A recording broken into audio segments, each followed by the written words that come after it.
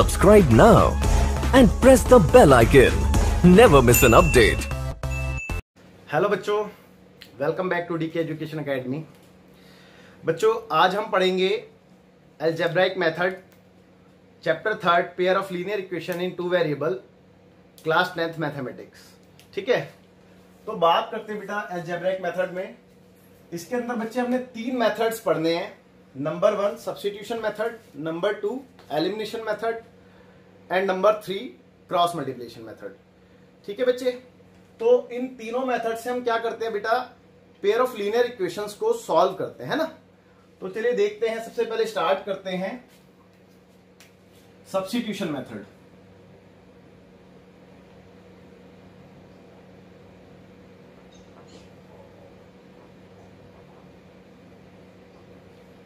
ठीक है, तो मैं एक क्वेश्चन लेता हूं एनसीईआरटी से।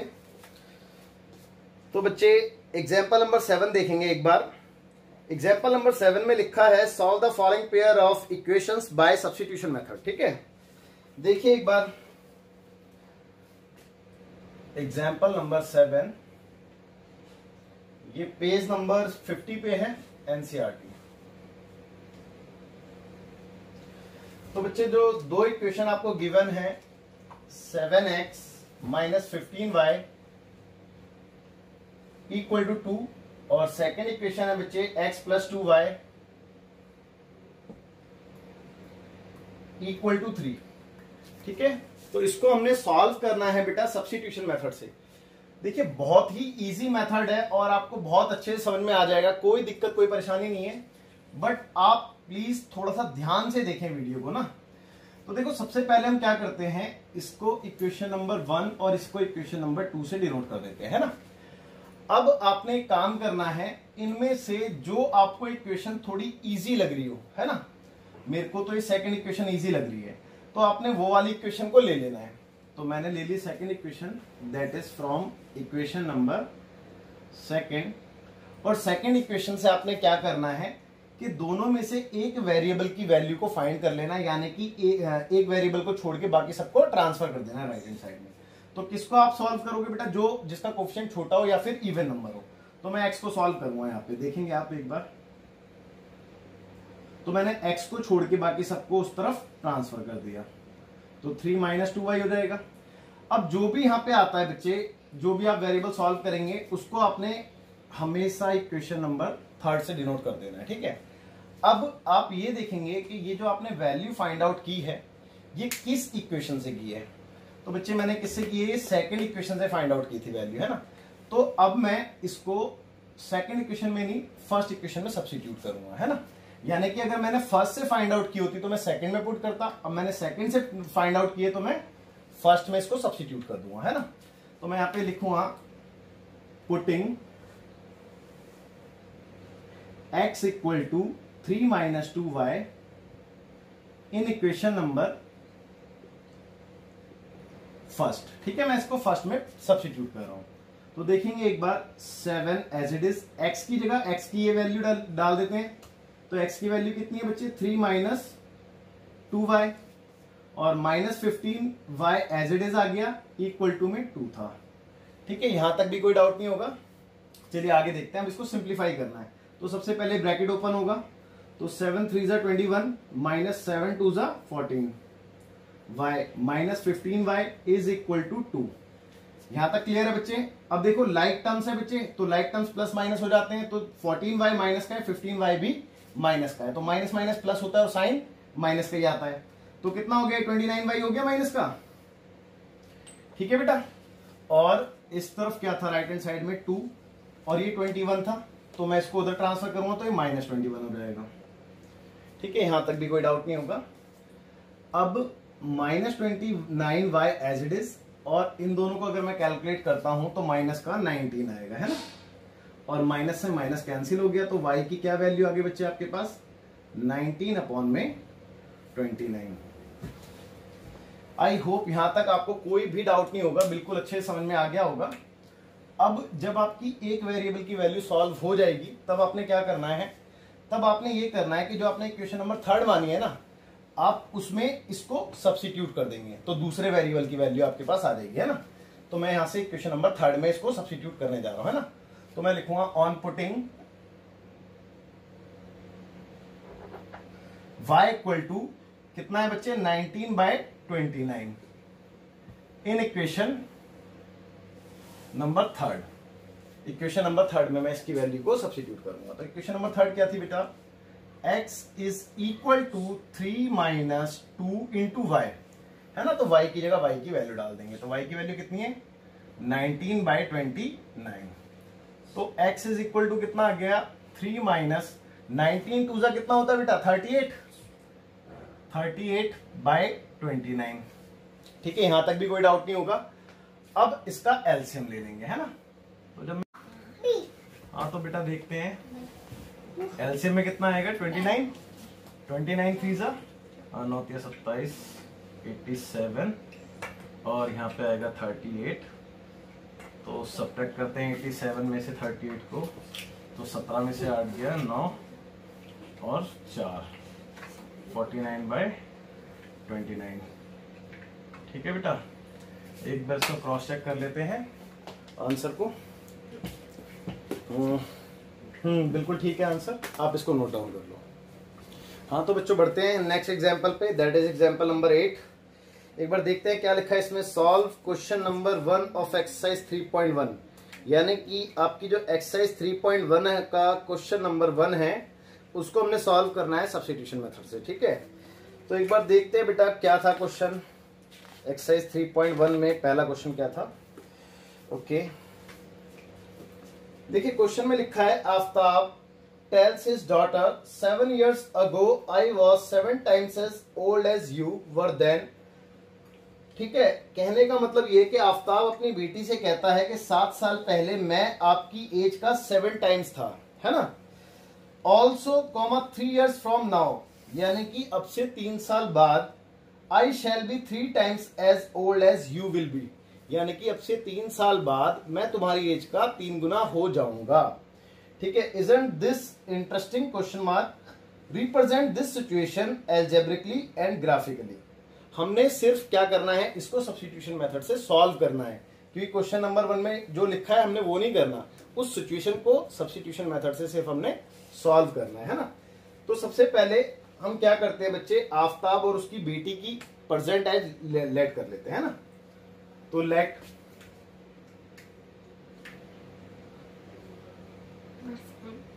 Present age of Aftab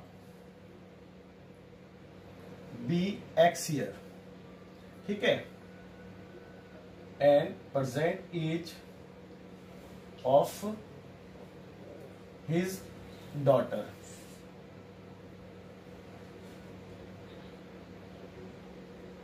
B y year. ठीक है बेटा, हमने क्या किया कि आफ्ताब की प्रेजेंट एज को x ईयर मान लिया है और उसकी डॉटर की एज को y ईयर मान लिया है। अब अकॉर्डिंग टू दी क्वेश्चन में ये लिखा था कि 7 साल पहले एक बात बताइए कि जो आफ्ताब था और जो उसकी बेटी थी, ये तो अभी की एज है, 7 साल पहले दोनों 7 साल छोटे रहे होंगे। तो बच्चे इसमें से 7 इयर्स मैं माइनस कर दूंगा दोनों तरफ। और उसके बाद आफ्ताब ने बोला था कि इसकी जो एज है वो इसकी एज का 7 टाइम्स, यानी कि 7 गुना है। तो 7 गुना अगर ये है तो इसका मतलब ये बड़ा है और ये छोटा है। अगर मेरे को इक्वेशन बनानी है तो दोनों को इक्वल करना पड़ेगा। तो या तो मैं इसको 7 से डिवाइड कर दूं या फिर मैं इसमें 7 का मल्टीप्लाई कर दूं, तो दोनों इक्वेशन इक्वल हो जाएगी, दोनों स्टेटमेंट ना सिचुएशन। अभी ये आपको क्लियर हो गया होगा। अब मैं इसको सिंप्लीफाई करता हूं थोड़ा सा। तो x minus 7 is equal to 7y, 7 7 जा 49। ठीक है बच्चे, तो ये हो गया आपका x minus 7y is equal to minus 49 और प्लस का 7। यहां तक भी कोई डाउट नहीं होगा। तो x minus 7y is equal to 49 में से 7 गया तो माइनस का 42। ठीक है, तो ये आपकी एक इक्वेशन तो बन गई है ना। अब सेकंड इक्वेशन बनानी है। तो सेकंड इक्वेशन के लिए आप एक बार क्वेश्चन को दोबारा रीड करें और देखें सेकंड सिचुएशन क्या थी। तो बच्चे सेकंड सिचुएशन में लिखा था कि अब से 3 साल बाद मैं आपकी एज का 3 गुना हो जाऊंगा, है ना। आफ्ताब अपनी बेटी से ये कहता है। तो अब से 3 साल बाद यानी कि 3 साल दोनों बड़े हो जाएंगे, अभी दोनों की एज x और y है, तो 3 साल बाद 3 साल प्लस हो जाएगा, है ना। अब ये 3 गुना हो जाएगा, तो मैं इसमें अगर 3 का इंटू कर दूं उसकी बेटी की एज में, तो दोनों इक्वल हो जाएंगे। तो देखेंगे इसको, x plus 3 is equal to 3y plus 9, तो x minus 3y is equal to 9 minus 3, तो x minus 3y is equal to 9 में से 3 गया तो कितने बचेंगे 6। ठीक है बच्चे, ये क्वेश्चन नंबर आपकी सेकंड होगी। ठीक है, अब इसका एक बार सॉल्यूशन देखते हैं। तो मैंने जैसे कि आपको बताया था कि अगर मेरे को इसको सब्स्टिट्यूशन मेथड से करना है तो मैं क्या करूंगा, दोनों इक्वेशन में से सबसे पहले मैं ये डिसाइड करूंगा कि थोड़ी सी सिंपलेस्ट फॉर्म में कौन सी इक्वेशन है, इक्वेशन नंबर 1 है या 2 है। तो मेरे को तो लगता है कि इक्वेशन नंबर सेकंड जो है वो थोड़ी सी सिंपल है। तो मैंने आपको बताया था जो आपको सिंपल लगे उस इक्वेशन को आप ले लीजिए। तो मैंने यहाँ पे सेकंड इक्वेशन ले ली, तो फ्रॉम इक्वेशन नंबर सेकंड, है ना। तो इक्वेशन नंबर सेकंड क्या है बच्चे, x minus 3y is equal to 6। अब मैंने आपसे बोला था कि आप किसी एक वेरिएबल को छोड़ के बाकी सबको ट्रांसफर कर दो। तो यहाँ पे मेरे लिए इजी रहेगा कि मैं x को इधर छोड़ू बाकी सबको ट्रांसफर करूं। तो x is equal to 6 plus 3y हो जाएगा ये। और मैंने इसको बताया था कि इसको आपने हमेशा क्या लेट करना है, इक्वेशन नंबर 3 लेट कर लेना है। ठीक है बेटा, अब आपने ये वैल्यू किस इक्वेशन से निकाली है वो देखेंगे। तो मैंने इक्वेशन नंबर 2 से निकाली है, तो मैं 2 को छोड़ के दूसरी इक्वेशन में सब्स्टिट्यूट करूंगा, यानी कि इक्वेशन नंबर 1 में मैं इसको सब्स्टिट्यूट करूंगा, है ना। तो मैं यहां पे लिखूंगा putting x is equal to 6 plus 3y in equation number first. ठीक है, दैट इज दिस, यानी कि x की जगह x की वैल्यू मैंने डाल दी, तो क्या है 6 प्लस 3y। देखो चेक कर लो, मैंने x की जगह x की वैल्यू लिखी है और माइनस का 7y था, एज इट इज आ गया, और इक्वल टू में माइनस का 42 था। ठीक है बेटा, तो यहां तक भी कोई डाउट नहीं होगी। अब देखिए 3y और 7y, यानी कि 7 में से 3 गया तो कितना बचेगा, 4 बचेगा बेटा। तो माइनस का 4y, ठीक है, और ये 6 उधर जाके माइनस का हो जाएगा, तो माइनस का 42 और माइनस का 6, तो यहां पे आ गया माइनस का 4y is equal to, minus minus plus होता है, साइन माइनस का आएगा, यानी कि यहां पे आ गया 48। अब माइनस से माइनस कैंसिल, और y की वैल्यू कितनी आ गई बच्चे, 4 से देखो ये भी कैंसिल हो जाएगा, 12 टाइम्स में 12 टाइम्स में, तो y की वैल्यू आ गई 12 ईयर, है ना। यानी कि y क्या था बेटा, y थी उसकी डॉटर की एज, यानी कि उसकी डॉटर की एज कितनी आ रही है, 12 साल। अब आफ्ताब की एज और कैलकुलेट करते हैं। तो मैंने आपको बताया था आपने कैसे करना है कि इसको आप सब्स्टिट्यूट कर देंगे इक्वेशन नंबर 3 में, है ना। देखिए, तो on putting y is equal to 12 in equation number 3, तो 3 में डालते हैं, तो x is equal to 6 plus 3 into y, y की वैल्यू कितनी है 12। ठीक है बच्चे, तो ये कितना आ गया, 6 प्लस 12 इंटू 3 करेंगे तो 36, और 36 में अगर 6 प्लस करते हैं तो 42 आएगा, है ना।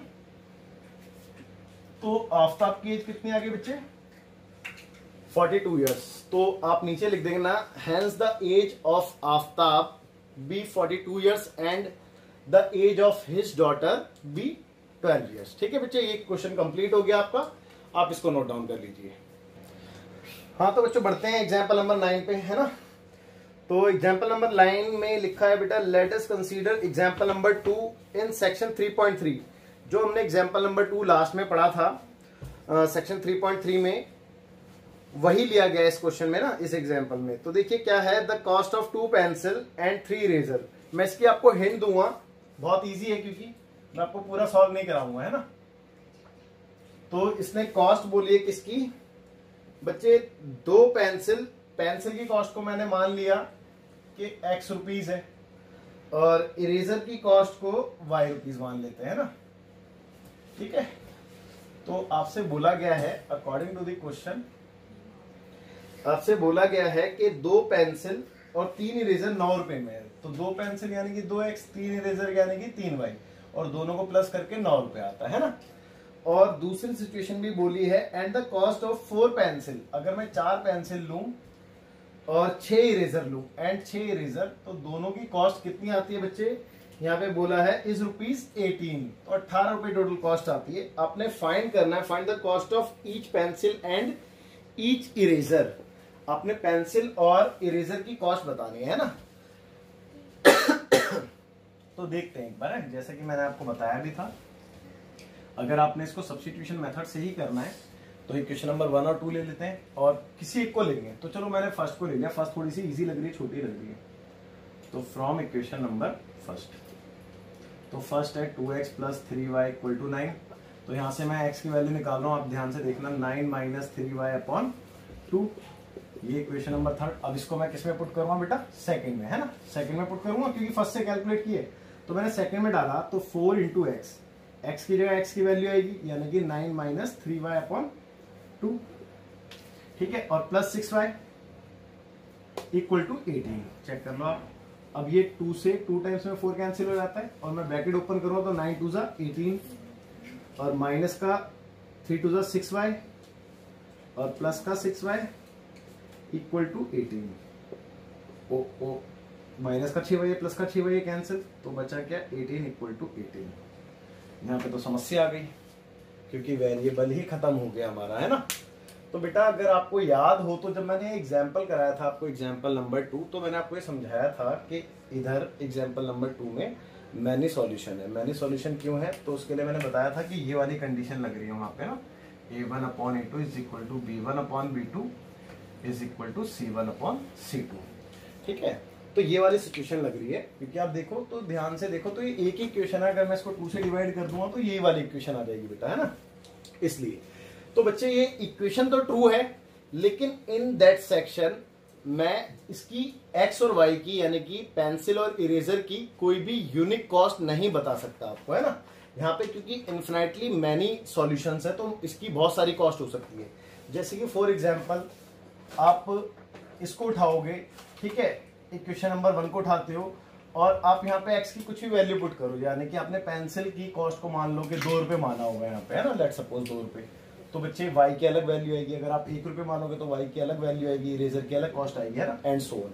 तो इसीलिए इन दैट सेक्शन यहाँ पे मैनी सॉल्यूशन है, कोई यूनिक सॉल्यूशन नहीं आएगा आपका, है ना। तो इसको नोट डाउन कर लीजिए आप। हाँ तो बेटा देखते हैं एग्जाम्पल नंबर 10 एक बार। एग्जाम्पल नंबर 10 में लिखा है let us consider the example number 3 of section 3.2 will the rails cross each other ? एक बार देखते हैं कि एग्जाम्पल था क्या। एग्जाम्पल नंबर 3 में देख लेता हूं एक बार खोल के।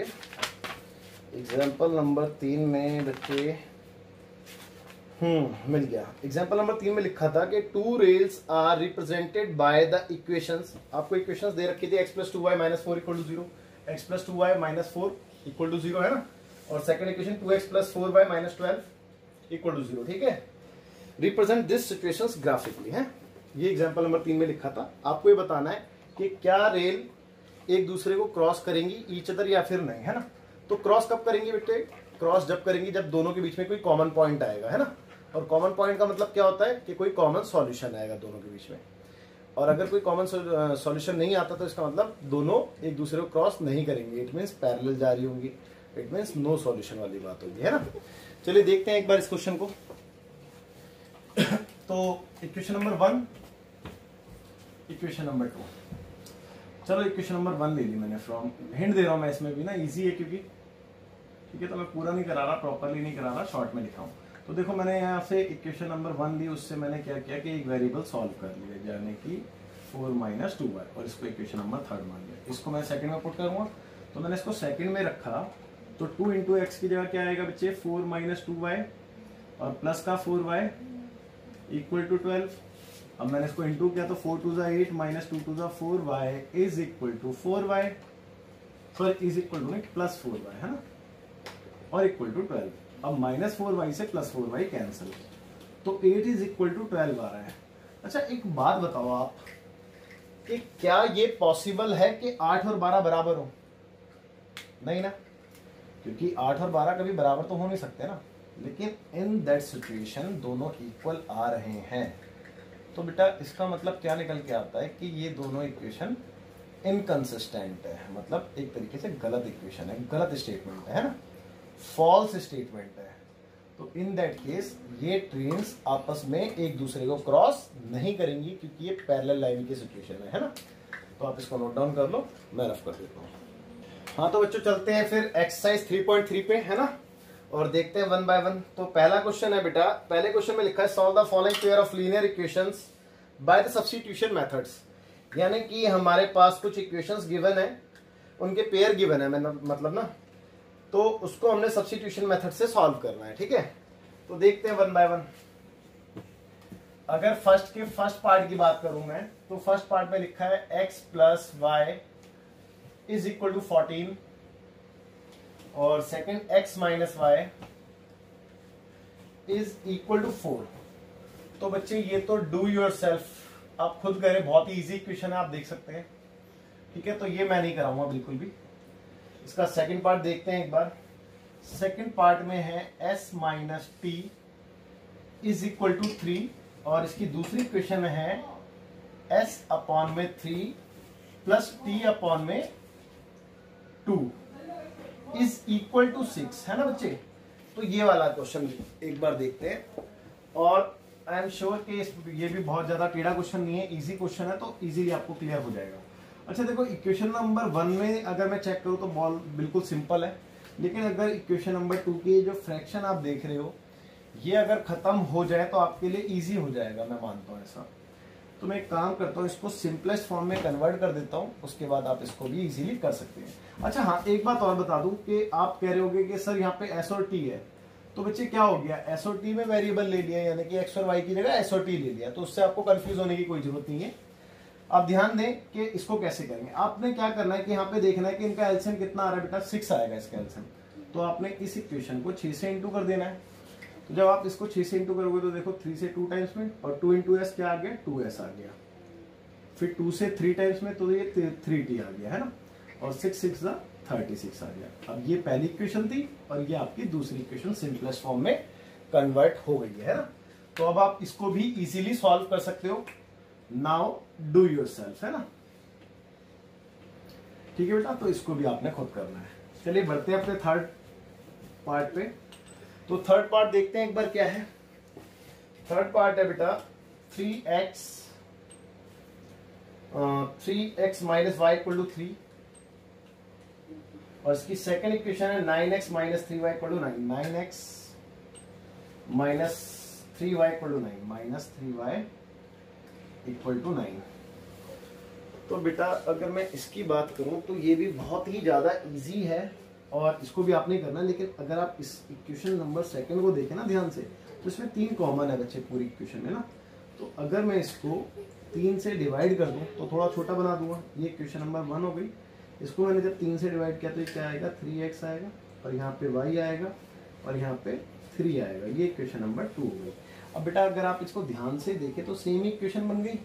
सेम इक्वेशन बन गई का मतलब क्या है बच्चे, याद करो, अभी अभी मैंने बताया था मैनी सॉल्यूशन की कंडीशन आ गई है ना। तो इसके मैनी सॉल्यूशन आएंगे, है ना। तो आप इसको भी सेल्फ ट्राई करें। तो डू योरसेल्फ, ठीक है बेटा। चलिए देखते हैं next, that is fourth part. तो चौथा पार्ट है बेटा चौथा पार्ट तो आप मेरे से करवाओगे definitely. 0.2x plus 0.3 y equal to 1.3, और 0.4x plus 0.5 y equal to 2.3। तो इसको देखते हैं, ठीक है। हाँ तो बच्चों देखते हैं फोर्थ पार्ट ना। देखो कई बार है ना क्या होता है कि अगर पॉइंट में कुछ आ जाता है ना तो थोड़ा सा बच्चे कंफ्यूज हो जाते हैं, नर्वस हो जाते हैं, बट ऐसा कुछ नहीं है। पॉइंट में आ गया तो इसका मतलब ये नहीं है कि आप कंफ्यूज हो जाओगे, बहुत ही इजी है ये भी। बट आपने ध्यान देना है कि इसका पॉइंट आप कैसे खत्म कर सकते हो ना। अगर डेसिमल आ गया है तो आपने इसका डेसिमल कैसे खत्म करना है, बस इस चीज पे ध्यान देना है। तो आप एक बात ऑब्जर्व करो पूरी इक्वेशन में कि जो पॉइंट आ रखा है ना उसके बाद कितने डिजिट है, तो उसके बाद सिर्फ और सिर्फ सिंगल डिजिट है, एक ही डिजिट। तो उस डिजिट को पॉइंट के अंदर लाने के लिए, यानी कि पॉइंट को इसके पीछे खिसकाने के लिए आपने क्या करना होगा, इसको 10 से मल्टीप्लाई करना होगा। और सेम चीज मैंने अगर नीचे ऑब्जर्व करी तो नीचे भी एक ही डिजिट था। तो मैं क्या करूं कि अगर इन दोनों ही इक्वेशन को मैं 10 से मल्टीप्लाई कर दूं तो पॉइंट एलिमिनेट हो जाएगा बेटा। तो देखिए ये क्या बन गया, अब अगले स्टेप में 2x बन गया है ना, और ये बन गया आपका 3y, और ये बन गया आपका 13। सिमिलरली ये 4x, ये 5y और ये 23। तो इसके बाद मुझे नहीं लगता कि अब आपको कराने की जरूरत है मेरे को, आप इजीली कर सकते हैं इसको भी। तो डू योरसेल्फ, ठीक है, आप इसको नोट डाउन कर लो, मैं इसको रफ कर देता हूं पूरे को, है ना। तो देखते हैं बेटा, 5th पार्ट है ना। तो बच्चे यहाँ पे भी थोड़ी सी दिक्कत लगती है बच्चों को ना, क्योंकि रूट में आ गया है। कोई बात नहीं बेटा, डरने की कोई बात नहीं है, बहुत इजी है। ये क्वेश्चन नंबर 1 हो गई, ये क्वेश्चन नंबर 2 हो गई। तो 1 बाय 1 देखेंगे हम। तो मैंने पहले इक्वेशन नंबर 1 ले ली, क्योंकि मैंने बताया था कि कोई भी एक इक्वेशन आपने लेनी है जो आपको इजी लगती हो। तो मेरे को इक्वेशन नंबर 1 इजी लग रही थी, तो मैंने इसलिए ले ली इसको। तो √2x plus √3y equal to 0। अब मैंने आपको बताया था कि एक वेरिएबल आप फाइंड आउट कर लो, तो यहाँ तो किसी को भी कर लो, एक ही बात है। तो मैं x को कर लेता हूँ, तो √3y उधर जाके नेगेटिव हो गया और √2 इसके डिवाइड में आ जाएगा, है ना। और मैंने आपको बताया था इसको आपने 3rd इक्वेशन से डिनोट करना है। इसके बाद आप क्या करते हैं बच्चे, अगर ये 1st इक्वेशन से सॉल्व हुआ है तो 2nd में पुट करेंगे, और ये अगर 2nd से सॉल्व होता तो मैं 1st में इसको सब्स्टिट्यूट कर देता। तो चलिए, putting x is equal to √3y upon √2 in equation number 2, है ना, क्योंकि ये मैंने 1st से सॉल्व किया था तो 2nd में सब्स्टिट्यूट करूंगा। तो देखिए 2nd क्या है बच्चे, √3x, x की जगह तो x की ये वैल्यू आएगी, यानी कि मल्टीप्लाई में -√3y अपॉन √2, ठीक है बच्चे, और माइनस का √8y आ गया और इक्वल टू में 0। बिल्कुल ठीक है, कोई दिक्कत कोई परेशानी नहीं है। अब आपको ये तो पता होगा √3 इंटू √3 3 होता है, तो ये तो हो गया 3 और माइनस एज इट इज यानी कि 3y और अपॉन में √2। ओके, और ये टर्म जो है नेगेटिव है, उधर जाके पॉजिटिव हो जाएगी, तो मैं इसको सब्स्टिट्यूट कर देता हूँ उस साइड, है ना। तो ये उधर गया तो ये हो गया प्लस का √8y। या इसको उस तरफ भेजना ही क्यों है, नहीं भेजने की जरूरत ही नहीं है, आप यहीं पे रखो इसको और एलसीएम ले लेना इसका। तो माइनस में है √8y इक्वल टू में 0, ठीक है बच्चे। तो चलिए इसका एलसीएम ले लेते हैं अब, है ना, अपॉन में 1 लगा के। तो दोनों का एलसीएम क्या आएगा, √2। अब ऊपर क्या आ गया यहाँ पे √3y, और ये इससे मल्टीप्लाई होगा तो 16 बनेगा। 16 यानी कि √16 का क्या होता है बच्चे, 4 लिख सकता हूँ ना मैं, तो माइनस का 4y, ओके, इक्वल टू में 0 था, है ना। अब आप देखिए 4 3 7y हो गया माइनस का, और ये √2 उधर जाके मल्टीप्लाई होगा तो ये 0 बन जाएगा। तो y की वैल्यू बच्चे क्या देख रहे हैं आप, क्योंकि ये -7y जब डिवाइड में आएगा तो ये भी 0 हो जाएगा। तो y की वैल्यू कितनी आ गई बेटा, 0 आ गई, है ना। अब y की वैल्यू को सब्स्टिट्यूट किस में करते हैं बेटा, इक्वेशन नंबर 3 में करेंगे, जिससे कि x मिल जाए। तो on putting y equal to 0 in equation number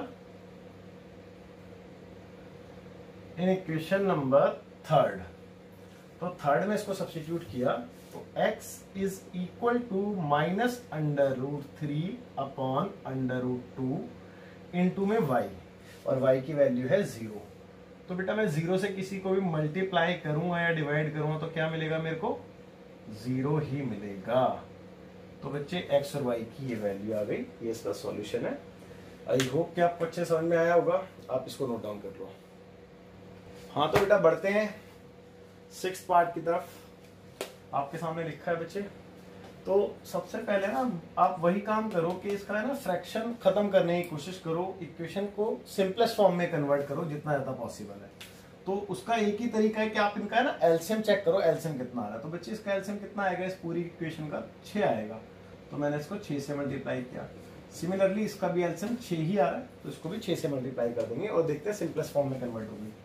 2 से 3 टाइम्स में कैंसिल, 3 3 जा 9x हो गया ये, है ना, सॉरी माइनस था यहाँ पे, और 3 से 2 टाइम्स में, तो 2 से 5 करेंगे तो 10y हो गया ये, और ये हो गया माइनस का 12। तो हो गई सिंपलेस्ट फॉर्म में, है ना, फ्रैक्शन खत्म हो चुका है। इधर देखते हैं 3 से 2 टाइम्स में तो ये 2x हो गया, और ये 3y हो गया, और ये 6 से 6 यानी कि 13 ही आ गया।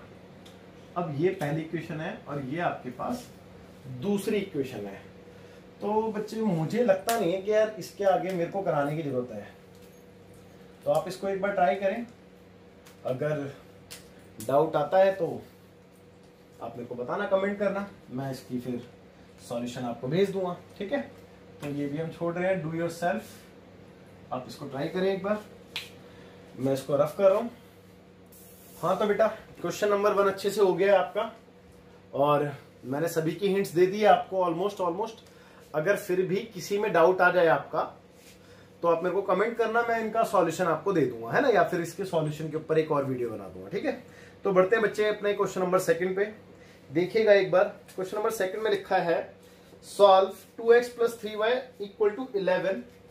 मैं लिख देता हूं साथ साथ, 2x + 3y = 11 and 2x - 4y = -24, ठीक है। आगे कंटिन्यू करते हुए देखते हैं, and hence find the value of m। इसने बोला है कि hence find the value of m for which y = mx + 3, mx + 3, यानी कि बात को समझो।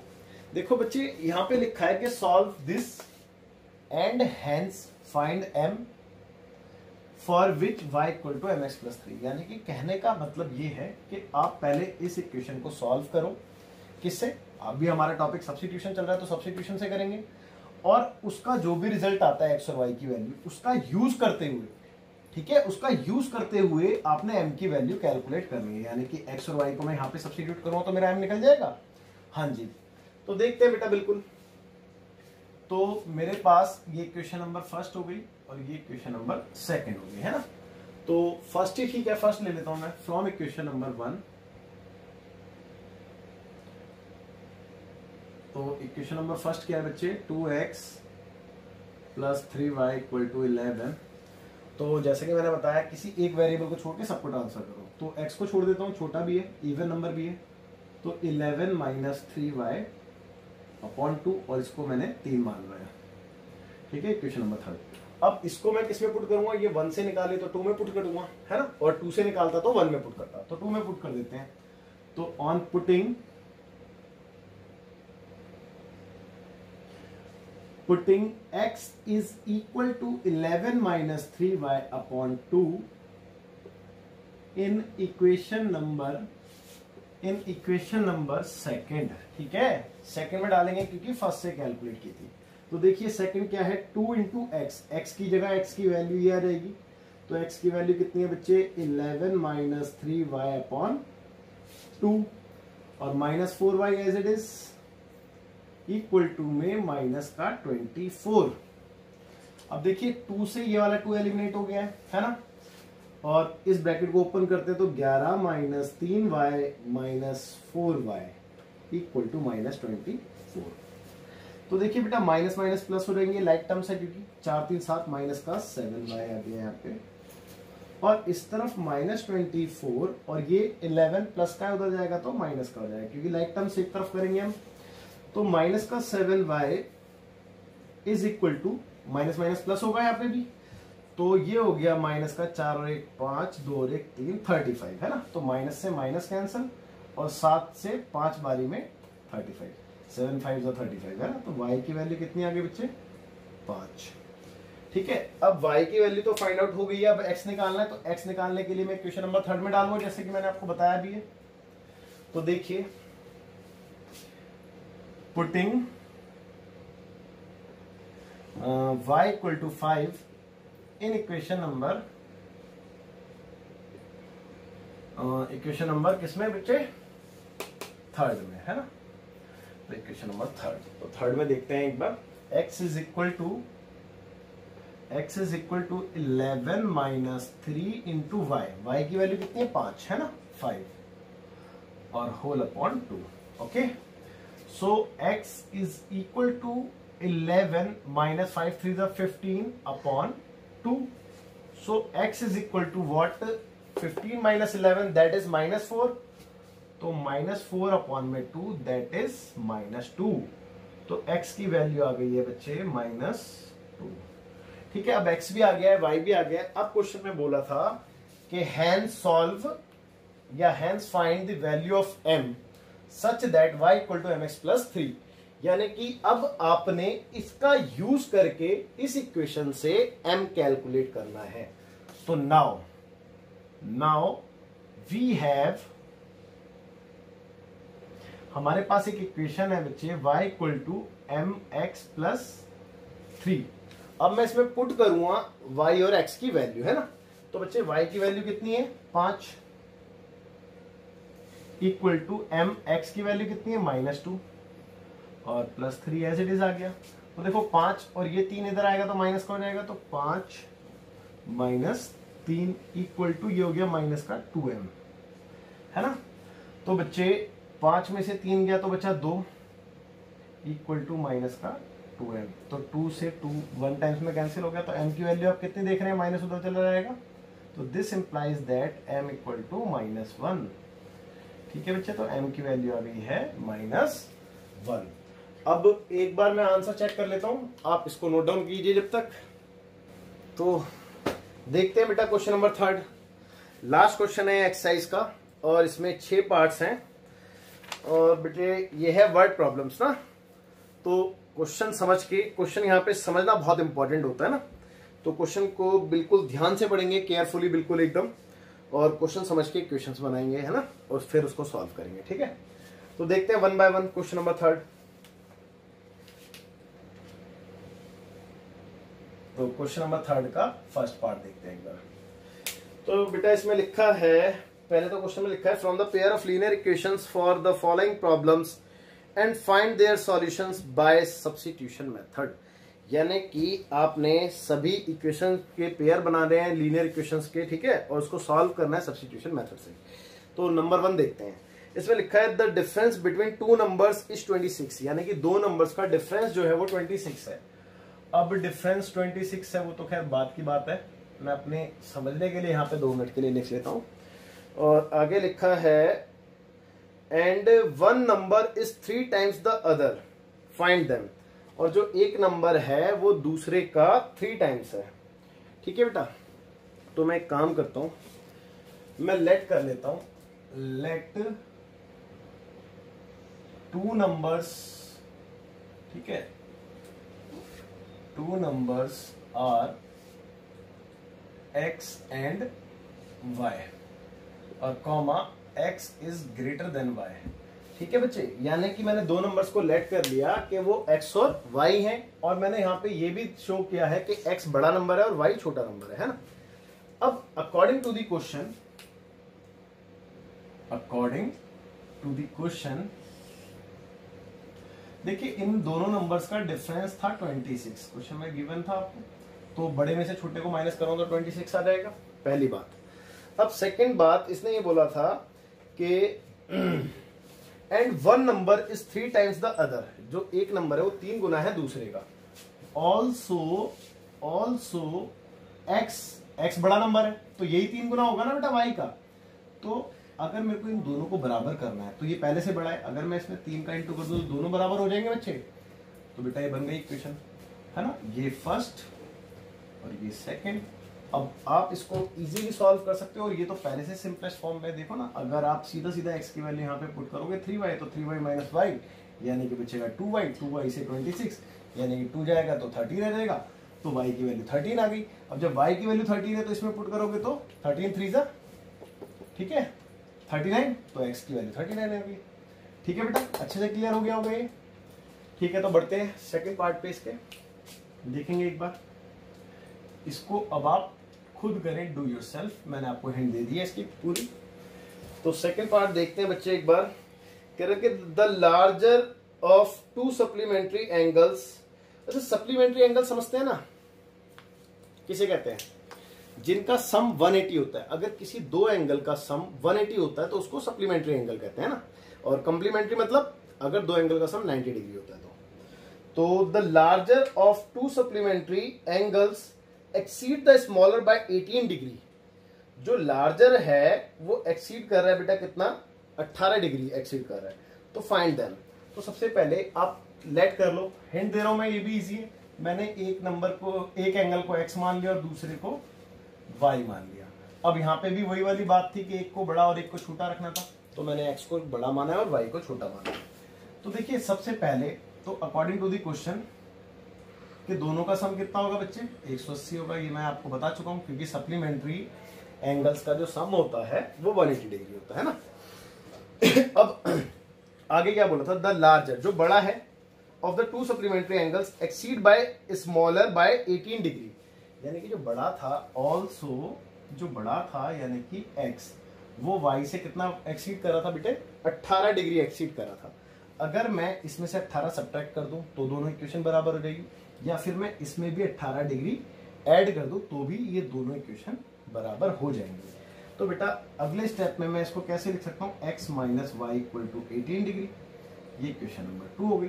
तो बेटा इसको भी आप इजीली खुद सॉल्व कर सकते हैं, इसको भी मुझे कराने की जरूरत नहीं है, क्योंकि अब मैंने इतने तो आपको करा ही दिया है कि आपको एटलीस्ट इक्वेशन तो सॉल्व करना आना चाहिए सब्स्टिट्यूशन मेथड से। तो इसको भी आप खुद सॉल्व करें, मैं इसको रफ कर रहा हूँ। चलिए बेटा देखते हैं थर्ड पार्ट इसका ना। तो बच्चे थर्ड पार्ट पे लिखा है the coach of a cricket team by 7 bats and 6 balls for ₹3800। यानी कि कितने बैट ले रहा है बेटा? 7 बैट ले रहा है, ठीक है। और कितनी बॉल्स थी? 6 बॉल्स थी। और कितने रुपए में ले रहा है ये? 3800 रुपीज में। ओके। और आगे लिखा है लेटर शी बायस 3 बैट्स और 5 बॉल्स, ठीक है। टोटल कितने में? 1750, यानी कि 1750 में। Find the cost of each bat and each ball. यानी कि हमें एक बैट और एक बॉल की कॉस्ट बतानी है। बहुत इजी है ये तो, इक्वेशन भी डायरेक्ट ही बन चुकी है, बट फिर भी चलो एक क्वेश्चन में आपको सॉल्व और करा देता हूँ जिससे कि आपको अच्छे से क्लियर हो जाए। तो सबसे पहले मैं लेट कर लेता हूँ, let the cost of a bat be rupees x, ठीक है, and the cost of a ball be rupees y, ठीक है। तो एक बैट की कॉस्ट को मैंने x रुपये लेट कर लिया है और एक बॉल की कॉस्ट को y रुपीज, है ना। अब अकॉर्डिंग टू द क्वेश्चन, तो बच्चे एक बैट अगर x रुपए का है तो 7 बैट कितने के होंगे? 7x। एक बॉल अगर y रुपए की है तो 6 बॉल कितने की होगी? 6y। और इन दोनों कॉस्ट को अगर मैं प्लस कर दूं तो टोटल कितना रुपए दिया था हमें? 3800 रुपीज का है ये पूरा सामान ना, ठीक है। तो पहली इक्वेशन तो आपको अच्छे से क्लियर हो गई होगी। ऑल्सो सेकेंड इक्वेशन देखते हैं। सेकेंड में बोला था कि 3 बैट और 5 बॉल कितने रुपए के थे? 1750 के, हैं। तो ये पहली और ये आपकी दूसरी इक्वेशन हो गई है, ठीक है। चलो ठीक है, कोई बात नहीं, मैं इसको सॉल्व करा देता हूं। तो सेकंड इक्वेशन ले लेता हूं मैं, छोटी यही है। तो from equation number second, that is 3x plus 5y is equal to 1750। तो किसी एक वेरिएबल को सॉल्व कर लो। अब इवन नंबर तो किसी में भी नहीं है तो छोटा वाला ही ले लो, फिर x वाला ले लो। तो x की वैल्यू कितनी आएगी? 1750 माइनस 5y, है ना, और ये 3 डिवाइड में आ जाएगा, ठीक है बेटा। और मैंने आपको बताया था इसको आपने थर्ड इक्वेशन मान लेनी है। अब ये आपने कहां से कैलकुलेट की है? सेकेंड इक्वेशन से। तो इसको फर्स्ट में सब्स्टिट्यूट करेंगे। तो चलिए, putting x is equal to 1750 minus 5y upon 3 in equation number first, है ना, सेकंड से कैलकुलेट किया तो फर्स्ट में डालेंगे। तो फर्स्ट क्या है बच्चे, 7 इंटू एक्स, एक्स की तो ये वैल्यू है तो एक्स की जगह एक्स की वैल्यू डाल देते हैं, यानी कि 1750 माइनस 5y अपॉन 3। ओके, और प्लस में 6y इक्वल टू में कितना है 3800। यहां तक भी कोई डाउट नहीं होगा। अब सबसे पहले इसको मल्टीप्लाई करेंगे तो चलो मैं साइड में करके दिखा देता हूँ। 1750 इंटू 7, तो 0 तो 0 आ गया, 1735 का 5 कैरी हुआ 3 और 49 और 3 52 का 2 कैरी हुआ 5 और 7 5 12, तो 12,250 आ गया। ठीक है, तो 12,250। ओके, और 5 से इंटू करेंगे तो 35 होल अपॉन में 3 प्लस में 6y इज इक्वल टू 3800। यहाँ तक भी कोई डाउट नहीं होगा। इसके आगे क्या करना है बच्चे, दोनों का एलसीएम, अपॉन में 1 लगा के एलसीएम ले लेते हैं। तो 3 एलसीएम में आ गया, यहाँ पे आ गया 12,250 माइनस 35y और प्लस ये से इंटू हो जाएगा तो 18y, है ना, इक्वल टू 3800। बाकी क्वेश्चन मैं साइड में करता हूँ, देखिए आप।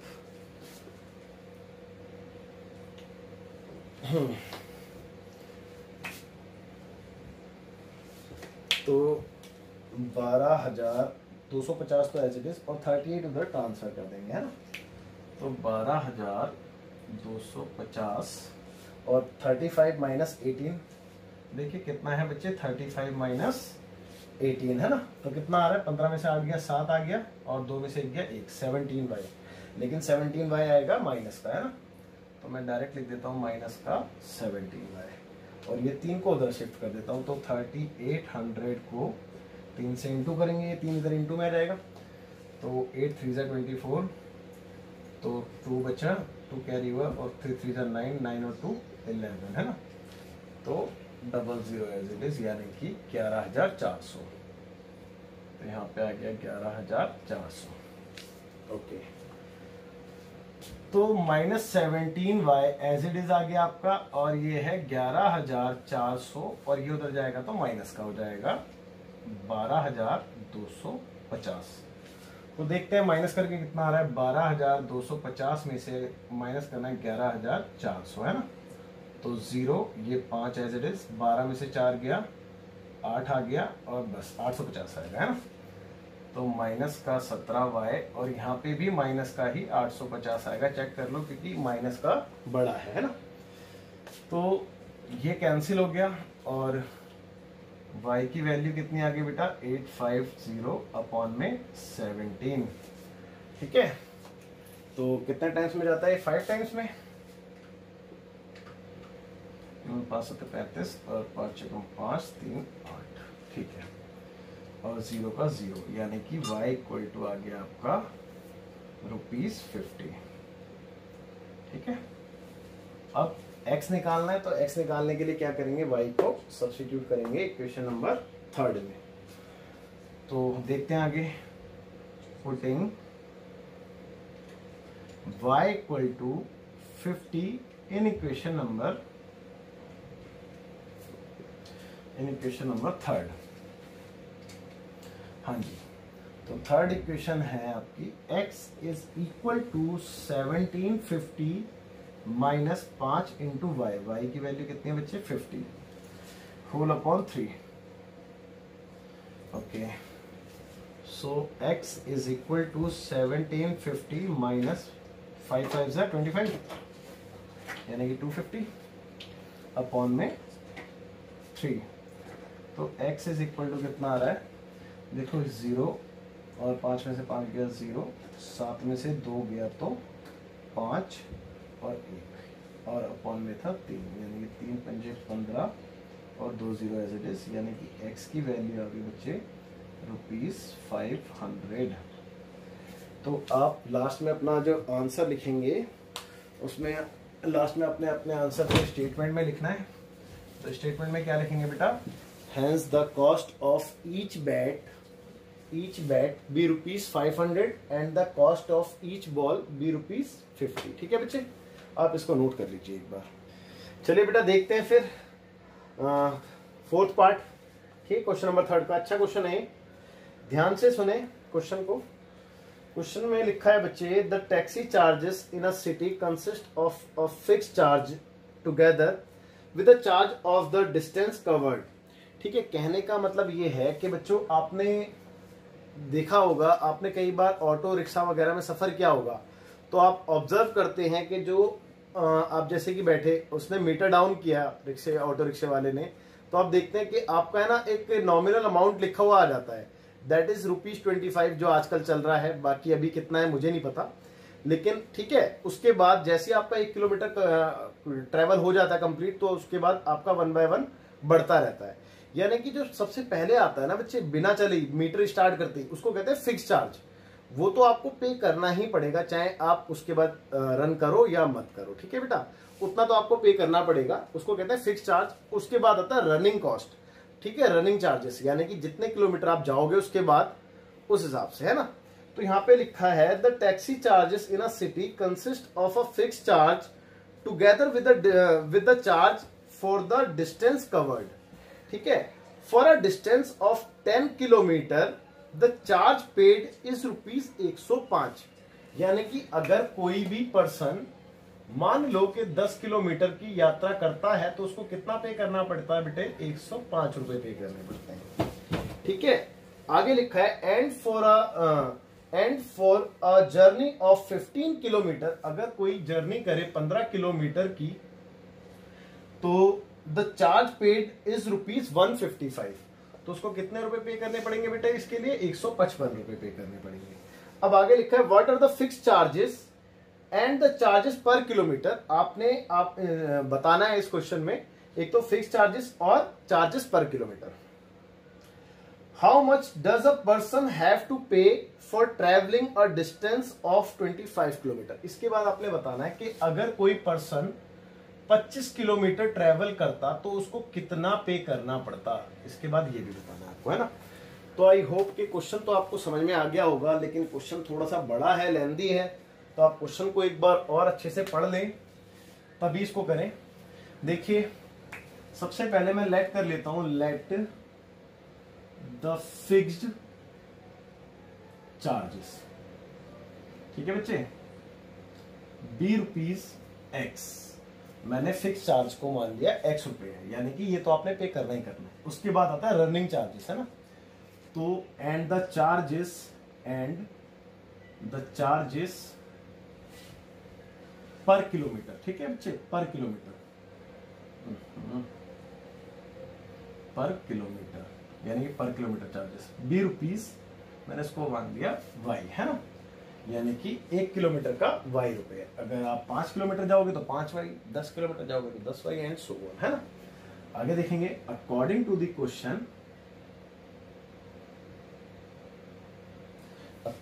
क्वेश्चन, अगर आप 10 किलोमीटर चलते हो तो बच्चे आपको ये तो पे करना ही पड़ेगा ना, फिक्स चार्जेस तो आपने पे करना ही पड़ेगा। और 10 किलोमीटर चलते हो तो 1 किलोमीटर के आप Y रुपए पे करते हो, तो 10 किलोमीटर के कितने पे करोगे बेटा? 10Y। अब इन दोनों को प्लस कर दूं तो टोटल कॉस्ट आ जाएगी। टोटल कॉस्ट फॉर ट्रैवलिंग कितने रुपए थी बेटा? ₹105 थी। तो आई होप कि यहां तक भी कोई डाउट नहीं होगा। ऑल्सो जो दूसरी सिचुएशन थी वो क्या थी बच्चे? अगर आप 15 किलोमीटर चलते हो तो 15 किलोमीटर चलने पर भी आपको फिक्स में 15Y। ठीक है बेटा, प्लस में 15Y। ओके, तो इधर कितने पे कर रहे हो आप? इसके लिए आप पे कर रहे थे ₹155, है ना। तो ये आपकी पहली इक्वेशन हो गई, ये आपकी दूसरी इक्वेशन हो गई। तो आई होप कि आपको यहां तक तो बिल्कुल अच्छे से क्वेश्चन क्लियर हो गया होगा, और इसके आगे आप इसको सब्स्टिट्यूशन मेथड से इजीली सॉल्व भी कर लेंगे, कोई दिक्कत नहीं आएगी। लेकिन इसके बाद भी एक समस्या है कि उसने ये पूछ लिया कि अगर 25 किलोमीटर की जर्नी करते तो कितना लगता। तो आप इसको आप सेल्फ ट्राई करें, खुद ही सॉल्व करेंगे, लेकिन इसके आगे का जो पार्ट है उसकी मैं आपको हिंट देता हूं, है ना, उसकी मैं आपको हिंट देता हूं। नाउ डू योर सेल्फ, इसको तो आपने खुद ही करना है, अब मैं पीछे से एक बार आंसर देख लेता हूँ एक्स और वाई का कितना है, उसके बाद मैं आपको ये वाला पार्ट क्वेश्चन का बता दूंगा, है ना। तो एक बार मैं आंसर चेक कर लेता हूँ। ये था आपका फोर्थ पार्ट क्वेश्चन नंबर 3 का। तो क्वेश्चन नंबर 3 के फोर्थ पार्ट में एक्स की वैल्यू 5 और वाई की वैल्यू 10 है। एक्स की वैल्यू 5, एक्स यानी कि इन्होंने क्या माना था ये भी देखना पड़ेगा, हाँ फिक्स चार्जेस था, एक्स 5 और वाई 10, ठीक है बच्चे। तो इसको जब आप सॉल्व करेंगे, मैं यहाँ पे लिख देता हूं, on solving equation number 1 and 2 we get x equal to 5 and y equal to 10। जब आप इसको सॉल्व, आपने सॉल्व खुद करना है बच्चे, ठीक है, सब्स्टिट्यूशन मेथड से इसको। तो आप जब इसको सॉल्व करोगे तो आपका ये आंसर आ जाएगा x और y का। अब इसके आगे अगर किसी ने जर्नी करनी होती 25 किलोमीटर की, तो उसको कितना पे करना पड़ता, ये आपने बताना है। तो बेटा अब क्या करोगे, आपने 25 किलोमीटर के लिए अगर कैलकुलेट करना है, ठीक है, तो total charges for the journey of 25 kilometre, है ना। तो 25 किलोमीटर जर्नी के लिए आपने कितना पे करना पड़ता। तो देखो आपने फिक्स्ड कॉस्ट तो पे करनी है ना, और प्लस में आप अगर 25 किलोमीटर जा रहे हो तो 25 इंटू वाई, है ना, पर किलोमीटर चार्जेस। आप टोटल इतना पे करोगे बच्चे, टोटल चार्जेस फॉर 15 किलोमीटर, या मैं लिख ही देता हूं, टोटल चार्जेस फॉर 15 किलोमीटर, है ना, इक्वल टू कितना आएगा, x प्लस, सॉरी 15 नहीं 25 था, 25 किलोमीटर, तो x प्लस 25y, है ना। तो x की वैल्यू कितनी फाइंड आउट हुई है बेटे, 5, और प्लस 25 इंटू वाई की वैल्यू कितनी है, 10। आप यहाँ पे सब्स्टिट्यूट कर दोगे तो 5, इन दोनों को मल्टीप्लाई किया तो कितना आएगा, 250, दोनों को प्लस करेंगे तो कितने रुपए आ गए बच्चे, 255 रुपए। यानी कि अगर आप टैक्सी में सफर करते कितना बेटे, कितना ट्रैवल करते 25 किलोमीटर, तो आपको कितना पे करना पड़ता है उसके लिए, 255 रुपए पे करना पड़ता है ना। तो आई होप आपको ये बहुत अच्छे समझ में आ गया होगा, है ना। आप ये वाला पार्ट खुद सॉल्व करेंगे, ये मैंने आपके लिए छोड़ दिया है, ठीक है, और इसका आंसर भी लिख दिया कितना आएगा। उसके आगे का जो तीसरा पार्ट था वो मैंने आपको बता दिया अच्छे से, आप इसको नोट करो, मैं रफ कर देता हूँ। हाँ तो बेटा देखते हैं 5वें पार्ट को एक बार, सेकंड लास्ट है ये। और 5th पार्ट में लिखा है बेटे, अ फ्रैक्शन बिकम्स 9/11। एक फ्रैक्शन है, फ्रैक्शन आप समझते हो ना, लाइक अ रैशनल नंबर जिसको हम p अपॉन q फॉर्म में लिखते हैं। तो कह रहे हैं कि फ्रैक्शन बिकम्स 9/11, यानी कि 9/11 हो जाता है if 2 is added to both the numerator and denominator. अगर मैं न्यूमरेटर और डिनोमिनेटर में दोनों में 2 का ऐड कर देता हूं तो। आगे लिखा है बच्चे,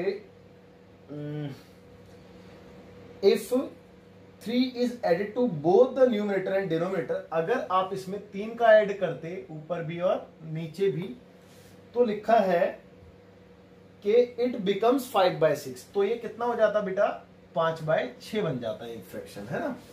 तो फाइंड द फ्रैक्शन, आपने फ्रैक्शन फाइंड करना है, ठीक है बेटा।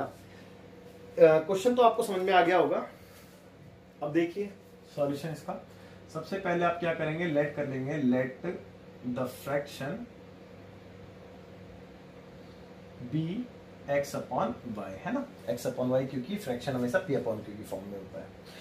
तो according to the question,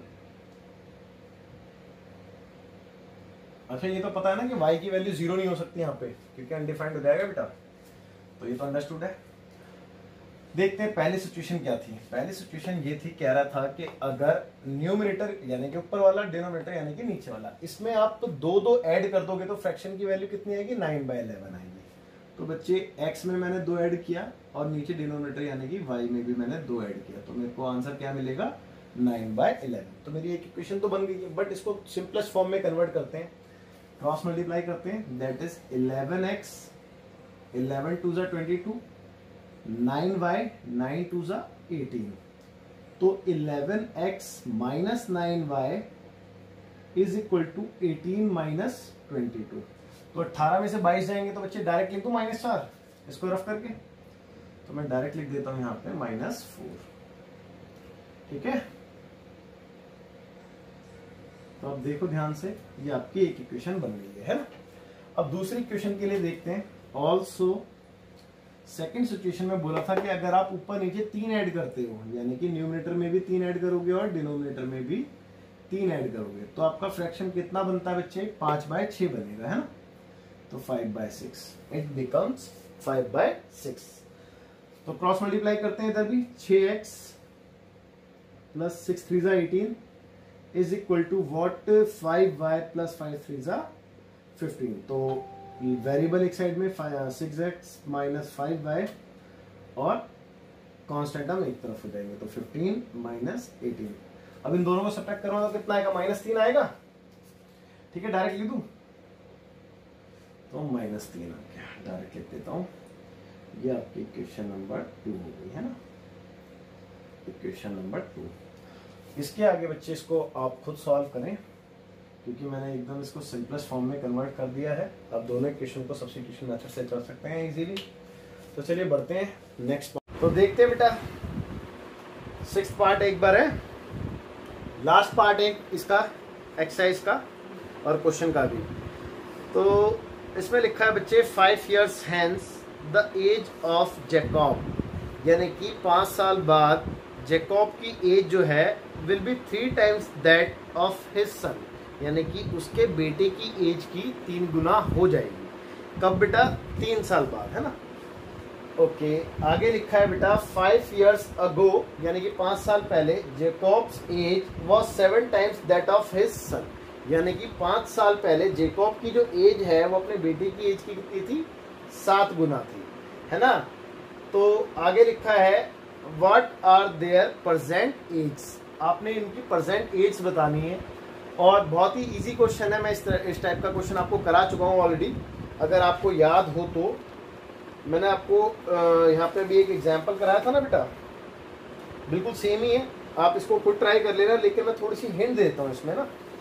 question में लिखा था 5 साल बाद। सबसे पहले तो मैं जैकब की एज को x और उसके बेटे की एज को y मान लूंगा। तो 5 साल बाद की बात है, यानी कि अकॉर्डिंग टू दी क्वेश्चन 5 साल बाद जैकब भी 5 साल बड़ा हो जाएगा और उसका बेटा भी 5 साल बड़ा हो जाएगा, है ना। अब ये बोल रहा था क्वेश्चन में कि 5 years hence the age of Jacob will be 3 times that of his son, यानी कि जैकब जो है अपने बेटे की एज से 3 गुना यानी कि 3 times ज्यादा होगा। तो अगर मैं 3 का मल्टीप्लाई इसके बेटे की एज में कर दूं, दोनों इक्वल हो जाएंगे बेटा। तो इक्वेशन क्या आ गई? x plus 5 equal to 3y plus 3 5 ज़ा 15, that is x minus 3y is equal to 15 minus 5 that is 10। तो पहली इक्वेशन तो ये मिल गई, है ना।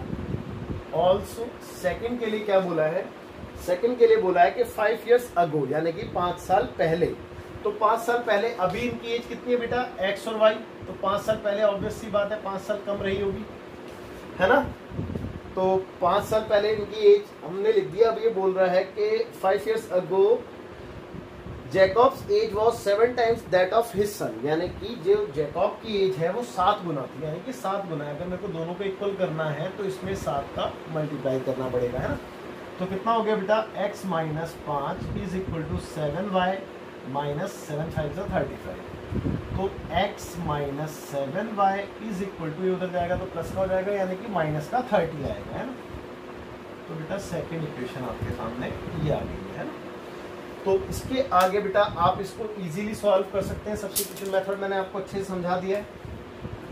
तो नाउ डू योरसेल्फ। और सभी क्वेश्चंस हो गए आज की एक्सरसाइज में। आज की एक्सरसाइज में इतना ही था। इसके बाद हम नेक्स्ट वीडियो में करेंगे एलिमिनेशन मेथड। तो थैंक यू सो मच। अगर आपको कोई भी डाउट हो तो आप मेरे को कमेंट कर सकते हैं। Bye, thank you.